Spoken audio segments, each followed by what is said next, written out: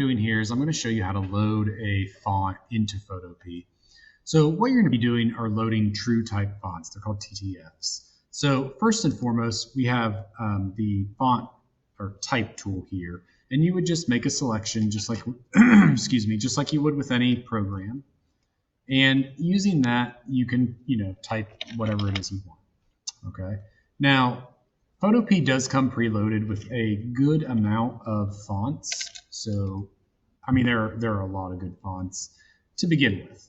However, I always have students that want to add more fonts, and me personally, I love adding my own fonts, especially if I'm trying to make something that looks like a movie poster or something that references something else that, we would obviously want to go get that font. Like something very particular, like the Jurassic Park font, things like that, or for example, the Harry Potter font. So I've already searched it, obviously, so we're going to click Harry Potter, and we're going to hit search. And what this is going to do is this is going to show us all the font styles that people have made and loaded to the site. Now, again, there are little things like this money thing, so this is for personal use. You can't use these to make money off of, but again, we're just making our projects. And there are a whole bunch of different ones on here. So as with anything online, be careful on anything you click. But pretty much everything I've ever found on 1001 Fonts has been fine. So this says that it's called Perry Hodder. It's by this person. And I'm going to click to download it. And you'll notice it opened a zip file. I'm going to open that zip file. And in the zip file, we have 3 different files. Sometimes there are more files, but it depends on if it has something like italics or bold.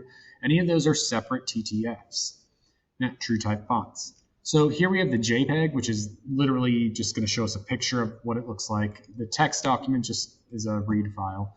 So all I really need is this file in the middle. So I'm going to cut it. I'm going to close this, and I'm going to literally put this onto my desktop. And again, I've already actually done this once.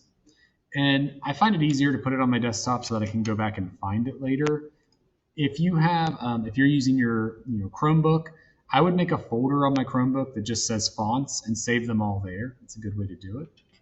All right, so we now have this font and it is already on our computer. We just have to load it into Photopea. Again, we're not technically loading it to the computer at all. We're loading it to an online cloud. So we're not actually changing anything on the Chromebook. So it should work fine for you. So if I go into here, I'm going to click the arrow, I'm going to click load, and it will show me every computer file, or sorry, every TTF that's new, something I put on there that I have yet to put into Photopea.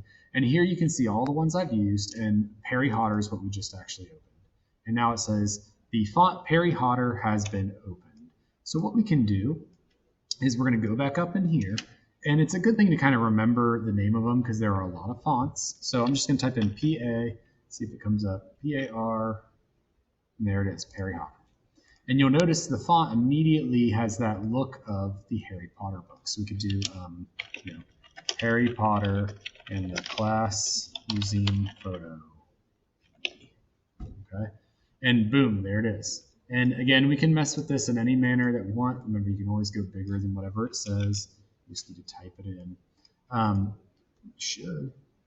And then it's up on me. Not 2000. That's way too big. But again, we are able now to utilize that font in any color, any way, any mean that we want. It's just a simple way to add a little bit extra to your design or to make it really look like it fits if you're redoing a poster.